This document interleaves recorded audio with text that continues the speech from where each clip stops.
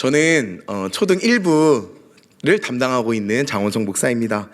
초등학교 1학년, 2학년 아이들이죠. 얼마나 작은지 너무 귀여운 아이들입니다. 근데 지지난주에 저희 교회적으로는 어떤 것을 했냐면요. 새롭게 시작하는 신입생 아이들을 위해서 축복 기도회를 했습니다. 이제 초등학교 1학년, 중학교 1학년, 고등학교 1학년까지 목사님들이 함께 모여서 그들을 축복하고 이제 신입생으로서 학교에 가서 주님의 그리스도의 향기를 잘 나타내는, 또 잘 적응할 수 있도록 이렇게 기도를 해줍니다. 물론 초등학교 1부를 맡고 있으니까 1, 2학년이 있기 때문에 저희 부서에서도 와서 이제 목사님들이 같이 축복 안수 기도를 해줬습니다. 이제 기도가 끝나고 나서 궁금하잖아요. 이제 아이들에게 좀 물어봤습니다. 얘들아, 이제 새롭게 시작하는 가운데 있는데 시작하는 마음이 너희들 어떠니? 이렇게 질문을 했더니 아이들이 대답을 합니다. 기대가 돼요. 재밌을 것 같아요. 이런 아이들도 있는 반면에, 이런 아이들이 있는데 이런 아이들의 반면에 또 떨려요. 걱정돼요. 가기 싫어요. 또 이렇게 말하는 아이들도 있었다는 겁니다. 근데 아이들과 더불어서 우리 1학년 신입생의 부모님들은 얼마나 마음이 착잡하시겠습니까? 우리 아이가 잘 적응할 수 있을까? 우리 아이가 다른 친구들이랑 싸우지는 않을까? 좋은 선생님 제발 만나게 하나님 도와주세요. 이렇게 기도 제목도 올리고도 합니다. 이제 그런 아이들에게 다가가서 이렇게 이야기합니다. 걱정하지 마. 하나님이 함께 하시는데 누구야? 걱정하지 않아도 돼. 하나님이 다 이끄실 거야. 함께 할 거야. 그러니까 시작하는 거 걱정하지 않아도 돼. 하나님이 너와 함께 하실 거니까 목사님 계속해서 기도할게. 이렇게 아이들에게 건네곤 합니다. 우리의 삶도 마찬가지입니다. 우리의 삶도 언제나 처음 시작은 두렵고 떨림 가운데 있다는 겁니다. 이제 소신 고백이지만 이제 저도 올해에 들어서 새롭게 시작하는 마음으로 좀 변화를 주어봤습니다. 이제 아시는 분들은 모르겠는데 제가 이렇게 좀 안경에 이제 좀 변화를 주었습니다. 근데 언제는 이게 안경에 이게 변화를 주니까 성도님들이 만나는 분들마다 목사님 안경 얘기만 하는 거예요. 우리 목사님들도 안경 이제 얘기만 하셨는데, 그런데 신기한 게 정말 짜신 게 아니거든요. 그런데 한 5분인가 6분 정도가 저에게 김구 닮았어요. 김구 선생님 닮았어요. 그러는 거예요. 우리 목사님들 중에 한 분도 저에게 김구 목사 그러셔가지고 제 마음이 새로운 마음을 이렇게 시작했는데 좀 마음이 어려워지는 거예요. 죄송합니다. 마음이 어려워지는데, 그래서 이제 집에 가서 아내에게 이제 같이 안경을 바꾼 거 아니까 아내가 이제 멋있다고 해주니까, 그래서 아내에게 여보 나 김구 목사님이래 이렇게 했더니 아내가 엄청 웃는 거예요. 엄청 놀리고, 아내 멋있다고 했는데 엄청 놀리더니, 근데 이따가 나중에 이렇게 이야기해 주는 거예요. 아니 김구 선생님이 그렇게 듬직하고 잘생겼대? 이렇게 저에게 이렇게 위로의 말을 건네주는 겁니다. 어떻게 잘 어울립니까? 감사합니다. 아무튼 아내 덕분에 제가 이 자리에 서는 것 같습니다. 다시 마음을 새롭게 품고 새로운 마음으로 이제 나아가는 것 같습니다. 자, 아무튼 이렇듯 어떤 시작 앞에, 계획 앞에 여전히 우리는 그 시작을 두고 두려운 마음이 있습니다. 어려운 마음이 있습니다. 그러나 사랑하는 성도님들, 하나님께서 나와 함께 하십니다. 하나님께서 우리의 삶을 이끄십니다. 그 하나님이 나를 뒤에서 이렇게 이끌어 주시고 계신다는 겁니다. 그래서 우리가 바라봐야 하는 것은 나의 믿음의 눈을 들어서 내 주님을 바라봐야 되는 것입니다. 내 상황, 내 환경, 내 모습 바라보면 우리에게는 희망이 없다는 겁니다. 오늘 이 시간 그 주님이 나의 주님임을 기억하시고 또 다시 주님으로 시작하시는 저와 여러분이 되시기를 주님의 이름으로 소망합니다. 오늘 본문에서는 이스라엘 민족의 시작을 나타내고 있습니다. 자, 먼저 지난주 출애굽기를 시작으로 우리 조성강 목사님께서 잘 설명해 주셨는데요. 야곱의 가족이 70명이 이제 애굽으로 이주하게 되었죠.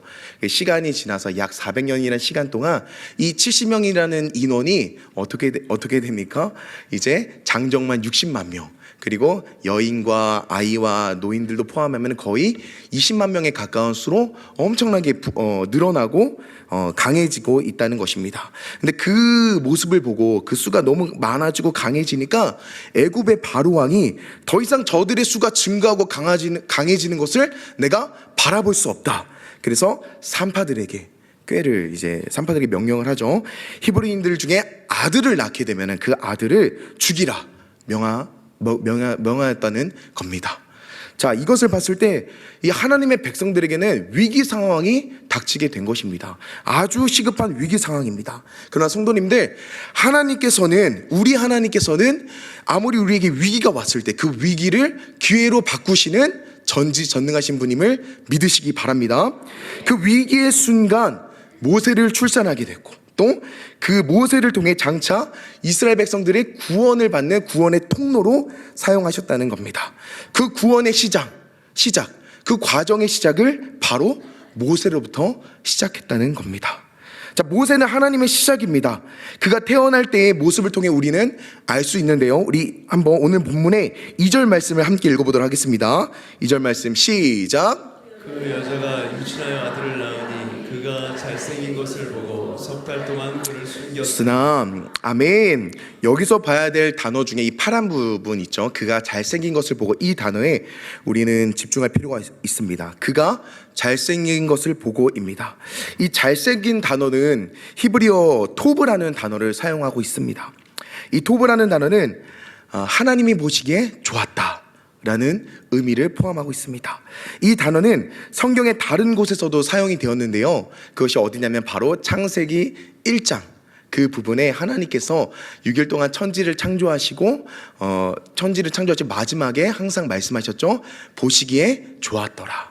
그리고 여섯째 날에 사람을 마지막에 여섯째 날에 만드시고 보시기에 심히 좋았더라. 토브, 이 의미를 갖고 있습니다. 그래서 하나님께서 보시기에 심히 좋았더라라는 이 의미가 야곱이 태어났을 때 그 잘생긴 것을 보고라는 이 토브, 이 단어와 같다는 의미입니다. 자, 이것을 통해 우리에게 주어지는 메시지는 확실합니다. 하나님의 창조가 보시기에 좋았더라 하신 것처럼 이제 하나님의 새로운 창조가 동일한 표현 선상에서 이 모세를 통해 다시 한번 새롭게 시작한다는 것을 의미하고 있다는 겁니다. 모세를 보시기에 심히 좋았다. 하나님의 시작인 것이죠. 그런데 이 시작이 어떤 시작인지 우리가 더 깊이 볼 필요가 있습니다. 출애굽기와 더불어서 이 민수기와 신명기 이쪽 부분을 보면은 하나님과 이스라엘 백성들 가운데 이 관계를 맺는 부분에 있어서 하나님께서 많이 사용하신 표현이 있습니다. 그 표현이 무엇이냐면은 나는 너희의 하나님이 되고 너희는 나의 백성이 됨이라 입니다. 나는 너희의 하나님이 되고 너희는 내 백성이 됨이라 입니다. 이제 출애굽기에서는 어떤 것 시작하시냐? 하나님께서 이제 이스라엘 백성들 너희들을 내 백성으로 삼고 계획하겠다는 것입니다. 그 계획 가운데 이제 너희들은 내 백성이다. 이제 너희들은 내 것이다. 아무도 너희들을 해할 수 없다. 하나님께서 이렇게 보호막을 치시는 것이죠. 이제 너희들은 내가 책임지겠다. 내 것이다 하는 겁니다. 그 위대한 시작을 이제 이 모세를 통해서 하나님께서 시작하십니다. 심히 보시기에 좋았다. 자, 이것을 추가적으로 시작에 대한 의미를 설명해주는 단어가 또 있습니다.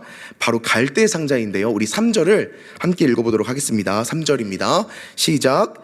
더 숨길 수 없게 되매 그를 위하여 갈대 상자를 가져다가 역청과 나무진을 칠하고 아기를 거기 담아 나일 강가 갈대 사이에 두고. 아멘. 이제 여기에 나오는 갈대 상자는 또 히브리어로는 테바라는 단어로 사용됩니다. 테바. 이 테바라는 단어도 오늘 본문에서 말고 다른 곳에서 또 창세기에 등장하게 되죠. 어디 부분이냐면은 바로 노아의 이야기의 그 방주. 이 방주를 나타날 때 이 히브리어 테바라는 단어를 사용합니다. 우리는 그 창조가 부흥 집회 때를 겪어서 아주 잘 알고 있습니다. 이재만 선교사님을 통해 확실히 깨달았습니다. 방주는 보트가 아니라 박스다. 아멘. 방주는 보트가 아니라 박스다. 운전키를 우리가 조정해서 내 마음, 내 뜻대로 나아가는 것이 아니라 하나님께서 원하시는 방향대로, 하나님께서 이끄신 대로, 인도하시는 대로 나아가는 것. 이것이 바로 테바라는 겁니다. 이 방주를 표현하는 단어가 이 갈대상자 테바와 같다는 의미입니다. 그런데 이 방주는 또 무엇을 의미합니까? 방주는 이 노아와 그의 가족들을 구원하고 또 인류의 새로운 역사를 시작하는 시작점이 또 이 노아의 방주라는 겁니다.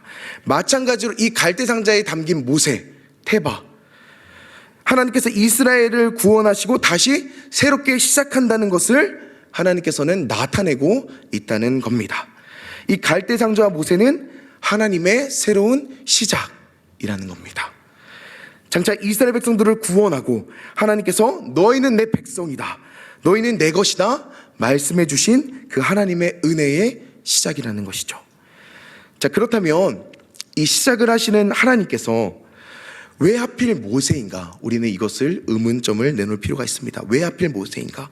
사실 이 질문을 바꿔서 오늘 본문의 흐름에 맞게 이렇게 이야기하고 싶습니다. 왜 레위 지파인가? 한번 따라해 보시겠습니다. 왜 레위 지파인가? 출애굽기를 보게 되면 우리 모세의 가족들의 이름들을 다 알 수 있습니다. 모세의 아버지인 아므람, 그리고 어머니 요게벳, 그리고 누이 미리암, 그리고 그 모세의 형인 아론이죠. 그런데 2장에서 모세의 가족들이 등장을 하는데 이름이 등장을 하지 않아요. 이름이 등장을 하지 않습니다. 그들의 이름이 밝혀지지 않습니다. 그런데 딱 한 가지 알 수 있는 것이 무엇이냐면 모세의 가족 나타날 때 쓰인 단어가 바로 레위라는 단어입니다. 레위. 자, 우리 2장 1절 말씀을 함께 읽어보도록 하겠습니다. 시작. 레위 가족 중 한 사람이 가서 레위 여자에게 장가들어. 아멘. 레위 가족 중 한 사람이 아므람과 또 레위 여자인 요게벳의 이야기를 하는 것입니다. 이름은 밝히고 있지 않지만 이 레위로 통일한다는 것을 우리는 볼 수 있습니다. 왜 이런가 하면은 때로는 이 성경의 본문 속에서 하나님의 감동대로 그 의도하는 바가 확실하다는 겁니다. 정말 중요한 사건에 있어서는 시선을 다른 데로 돌리지 않기 위해서 하나님께서는 한 곳에 집중시킨다는 것입니다. 그 본문에 의도하는 것은 무엇입니까? 바로 레위라는 것입니다. 레위. 이 레위가 하나님의 말씀이라는 겁니다. 우리는 이미 알고 있습니다. 이 레위는 12지파 중에 레위 지파로서 하나님의 그 제사장 직분을 담당하는 지파죠. 그리고 하나님의 대리 통치자. 그리고 레위라는 이름의 의미도 하나님과의 연합됨을 의미하고 있다는 것입니다. 자, 그들은 제사를 담당하고 거룩함과 정결함과 그들을 이스라엘 백성들은 거룩과 정결의 길로 인도하는 그런 레위 지파에 속해 있는 사람들입니다. 죄에서 자유케 하는 아주 중요한 일들을 담당하고 있다는 것이죠.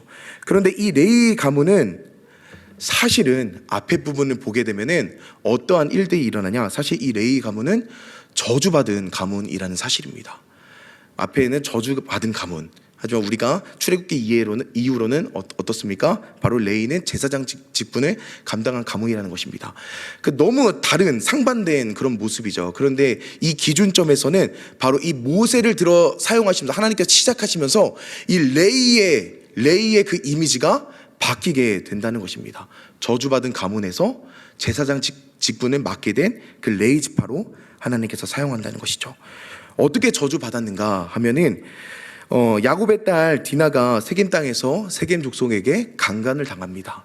그때 강간을 당할 때 그 불의를 참지 못하고 오빠인 그 시므온과 레위가 어떻게 합니까? 세겜 족속에게 가서 복수를 합니다. 세겜 족속을 죽여버립니다. 살인이 일어나죠. 이 사건으로 인해서 야곱의 가족들은 세겜 족속들에게 도망자 신세가 됩니다. 이 레위는 나중에는 이러한 사건을 통해서 어떻게 되냐면 장자권까지 잃게 되는 그런 하나님의 저주를 받게 됐다는 것이죠. 바로 저주받은 인생이 되었다는 것입니다. 그런데 이 저주받은 인생이면서도 이 레위라는 사람은 원래는 혈기 있고 살인을 저질렀고 폭력적이었던 사람의 가문인데 이 모세를 기준으로 이 가문의 이미지가 완전 바뀌게 되었다는 겁니다. 상황이 역전되었다는 것이죠. 어떻게 이럴 수 있을까? 바로 이 레위라는 하나님의 의도가 있다는 것입니다. 가장 폭력적이고 혈기 있는 인간일지라도, 아무리 그런 사람일지라도 하나님께서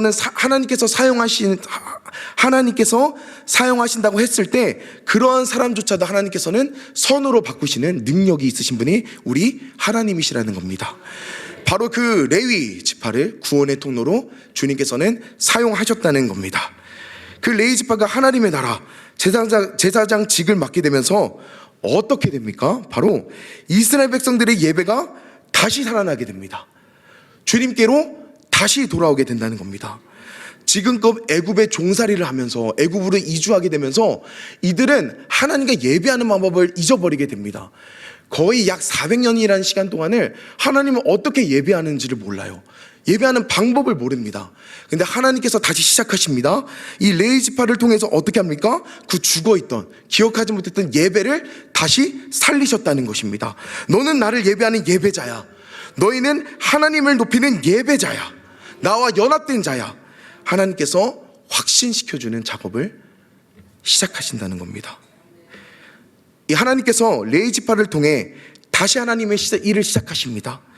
그래서 이렇게 말씀드리고 싶습니다. 우리의 시작은, 성도님들, 우리의 시작은 언제나 예배여야 합니다. 아멘. 다시 한번요. 우리의 시작은 언제나 예배여야 한다는 사실입니다. 그리스도인들에게 있어서 이 예배는 생명입니다. 절대 타협이 아닙니다. 예배에 대한 설명으로서 우리 요한복음 4장 24절이 잘 설명해 주고 있는데요. 우리 한번 읽어보도록 하겠습니다. 시작. 하나님의 영이시니 예배하는 자가 영과 진리로 예배할지니라. 하나님의 영이 예배하는 자가 영과 진리로 예배할지라 말씀하셨습니다. 이 예배할지라라는 것은 명령어입니다. 명령어. 누구누구야 예배해 줄래? 예배 드려줄 수 있겠니? 오늘 힘들지? 예배 쉬어. 이런 것이 아니라 예배해라, 예배 드려라. 하나님의 명령이라는 것입니다. 타협이 아니라는 것이죠. 그래서 우리가 예배를 드리는 것은 우리의 감정을 따라 이렇게 타협하는 삶이 아닙니다. 그리스도인이라면 반드시 드려야 하는 것이 하나님을 예배하는 것입니다. 한 주의 삶을 힘들게 살고 또 예배 때 주님 앞에 나오는 그런 모습이 있지만, 하지만 우리의 마음 가운데 이럴 때가 종종 있습니다. 주님, 오늘은 너무 힘들어요. 이번만 예배 쉴게요. 주님, 오늘은 예배 드릴 마음이 아니네요. 주님, 다음에 봬요. 봄이 옵니다. 주님, 날씨가 무지막지하게 기가 막혀요. 교회 하루만 쉬면 어때요? 가족들이랑 여행 가서 은혜 많이 받고 올게요. 이렇게 내 감정, 내 뜻대로 타협하는 예배, 이 예배가 아니라 하나님께서는 예배는 생명이다, 예배는 명령이라 확실하게 말씀해주고 있다는 사실입니다. 우리 그리스도인들에게 있어서 예배는 생명줄입니다. 이 예배를 통해 우리의 영과 혼이 살아납니다. 그 은혜를 누리시는 우리 성도님들 되시길 소망합니다. 하나님께서 모세를 통하여 레위지파를 세웁니다. 지금 그 일을 하시고자 하십니다. 430년 동안이나 하나님과 연합이 끊긴 것 같지만 다시 레위, 모세를 통해 내가 그 예배를 살리겠다, 예배를 시작하겠다, 그 일들을 행하십니다. 자, 그렇다면은 예배가 먼저인 사람에게는 주어지는 축복이 있습니다. 예배가 먼저인 사람은 하나님께서 끝까지 책임지신다는 겁니다. 다시요. 예배가 먼저인 사람은 하나님이 끝까지 책임지신다입니다. 지금 히브리인들의 상황은 최악입니다. 자녀를 낳아도 아들이면 죽어야 하는 상황입니다. 그것뿐입니까? 애굽에게 종살이하면서 계속해서 고된 노동력으로 착취당하고 힘들게 하고 지치고 그런 인생을 살고 있습니다. 이들은 노예들입니다. 일만 해야 됩니다. 평생 일만 하다가 죽을 수도 있습니다. 미래가 보이지 않고 소망이 보이지 않고 희망이 보이지 않습니다. 그런데 그런 자들을 하나님께서 이제는 책임지시겠다고 합니다. 책임지신다는 겁니다. 지금 모세의 가족의 상황만 봐도 책임지시는 하나님을 우리는 알 수 있습니다. 한 사건을 보겠는데요. 오늘 본문의 9절 말씀입니다. 함께 읽겠습니다. 시작. 바로의 딸이 그에게 이르되 이 아기를 데려다가 나를 위하여 젖을 먹이라. 내가 그 삭슬 주리라. 여인의 아기를 데려다가 젖을 먹이다니. 아멘. 이 모세가 죽을 위기에 있었습니다. 부모의 입장에서 너무나도 가슴 아픈 상황인 것이죠. 그런데 이 갈대상자인 모세가, 누가 이 갈대상자의 모세를 발견합니까? 바로 애굽의 공주가 발견하게 됩니다. 그런데 그 공주가 이 갈대상자를 발견하고 이 아이를 보고 히브리인인 줄 몰랐을까요? 본문에는 기록되어 있습니다. 알고 있습니다. 그런데 하나님께서 은혜를 주시는 거예요. 하나님께서 그 아이를 살립니다. 그 상황을 보고 누이인 미리암이 나와서 당신을 위해 이 아이를 키워 유모를 데려올까요? 그래서 공주가 그렇게 하라 말합니다. 그러니까 미리암은 자신의 어머니 요게벳을 데려오게 되죠. 그리고 어떻게 됩니까? 이 요게벳은 자기 아이를 잃지 않아도 되고 또 애굽의 많은 지원을 받으면서 풍족하게 이 아이를 키울 수 있게 되었다는 사실입니다. 죽음의 위기에서 생명으로 하나님께서 책임지신다는 것입니다. 하나님께서 이끄신다는 것입니다. 원래 모세의 상은 죽음입니다. 바레 왕이 히브리 사내 아이를 다 죽이라고 했습니다. 그런데 하나님께서 은혜를 베풀어 주셨다는 것입니다. 주님께서는 끝까지 책임지십니다. 주님께서는 끝까지 우리를 통해 일하신다는 것입니다. 우리는 그 주님을 끝까지 붙잡아야 된다는 겁니다.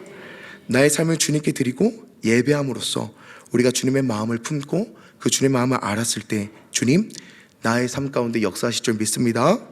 사랑하는 성도님들, 우리 지금 나의 삶이 어떠하신가요? 하나님의 시작임을 믿는 삶을 살고 계신가요? 나를 인도하시고 나를 시작하시니까 끝까지 나를 책임지신다는 사실을 믿고 계신가요? 때로는 우리의 신앙생활을 하면서 그 어렵던 시절, 그 상황에서 주님을 만나고 큰 은혜를 받고 이제 결단하고 새로운 삶을 시작하게 되었는데, 때로는 그렇게 은혜를 받았는데도 여전히 나의 마음은 상황에 매여서, 환경에 매여서, 사람, 관계에 매여서 그 하나님의 마음을 잊을 때가 많습니다. 또 그러한 내 자신의 모습을 발견합니다. 어느새 애굽의 삶에 젖어들어서 하나님의 백성임을 망각하고 예배를 잃어버린 이스라엘 백성처럼 세상의 노예가 되어 있지는 않습니까? 우리 삶을 돌아보기 원합니다. 주님께서는 그러한 우리에게 다시 한번 찾아오셔서 이 모세를 레위 다시 들어 사용하신 것처럼, 다시 시작하신 것처럼 언제나 우리와 함께 하십니다. 하나님께서 이스라엘 백성들을 다시 책임지신 것 같이 하나님께서도 오늘날에 우리를 책임지십니다. 우리의 예배를 살리실 주님임을 고백합니다. 그 주님이 우리 주님이심을 우리가 기억하기 소망합니다. 주님, 우리가 예배를 끝까지 포기하지 않고 주님을 의지했을 때에 나의 어려운 상황, 환경, 그로부터 끝까지 책임지실 주님, 그 주님을 함께 찬양하겠습니다. 아멘. 우리 함께 이 시간 주가 보이신 생명에게 찬양하겠습니다.